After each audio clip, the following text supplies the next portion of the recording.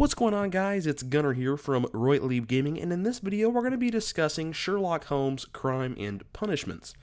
Now, this was a title that kind of got overlooked back at E3, doesn't get talked about a lot, but had some pretty impressive trailers that are playing in the background of this video right now.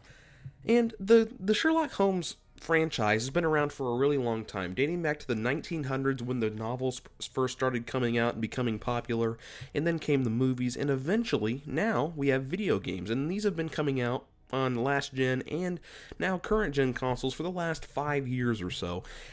And Crimes and Punishments I first discovered when I was looking through the Xbox One release date titles, just trying to look and see if there was anything that really stood out to me, and this was one of them. I clicked on it, watched all the trailers, and it's a really impressive looking game as far as graphics are concerned, and I think it'll have a really good storyline too.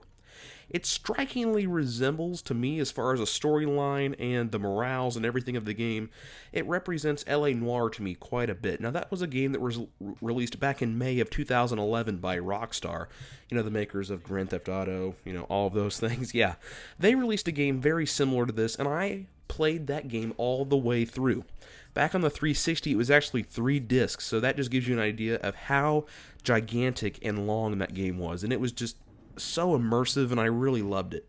And this particular installment of the Sherlock Holmes series, is Crime and Punishments, is based on a novel that came out in the 19th century from this guy. I don't know what his name is. If anybody can pronounce it, you might want to leave a phonetic thing down in the comments. The game takes place in London and the suburbs in the 19th century, back when the actual novel was being released, which is really interesting to me. It kind of has a history behind it, as well as some next-gen graphics and everything else.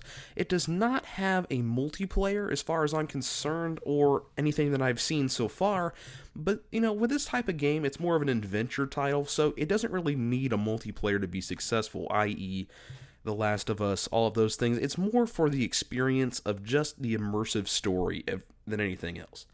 And the majority of this game involves exploring crime scenes and examining clues, and once discovered, you're going to be expected to kind of use a deduction board type deal, like they used in L.A. Noire. And once again, if you don't understand these references that I'm making to L.A. Noire, I'll leave a video down below that explains what that game is all about.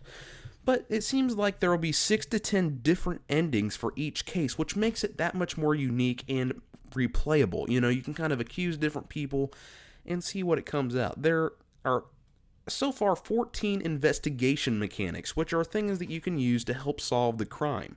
Now, I don't want to give too much away as far as the plot is concerned, seeing as how nobody has really played it yet, other than people on IGN and those other people. They get kind of like a behind-the-scenes look. But looking at some of these screenshots that I'm showing right now, you can see just some of the detail that goes into these video games is unbelievable. And it really helps when they don't have to worry about a multiplayer aspect of it, when they can just solely focus on the single-player versions. I think that makes for a really good video game. It's been being developed by Epic's Unreal Engine 3, which allows the series to jump far ahead of previous installments as far as graphics are concerned. And that about does it for this video. I'm just really excited about this title. Just now saw it, and I figured I'd make a video for it, just to kind of get the word out there about it. I just think it's a really interesting title, and I'm really excited to see how it comes out. This game will be being released on September 30th, 2014 for Microsoft Windows, PS3, PS4, Xbox 360, and Xbox One. That's going to do it for this episode of Roytlieb Gaming, so thanks guys, until next time.